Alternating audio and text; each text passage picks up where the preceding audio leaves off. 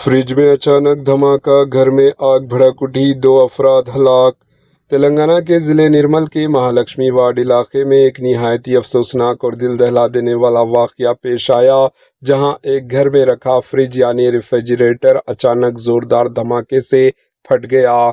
इब्तदाई इत्तलात के मुताबिक ये हादसा शॉर्ट सर्किट की वजह से पेश आया, जिसके बायस फ्रिज रेफ्रिजरेटर में धमाका हुआ और घर में आग भड़क उठी।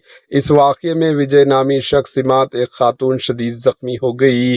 मुकामी अफराद ने फौरी तौर पर ज़ख्मियों को करीबी अस्पताल मुंतकिल किया, जहां वो ज़ेर इलाज रहे। ताहम इतवार के दिन दोनों ज़ख्मी दम तोड़ गए, जिससे इलाके में गम की लहर दौड़ गई।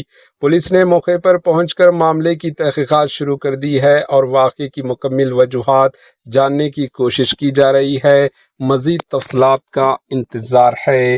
Bureau report, AHN news.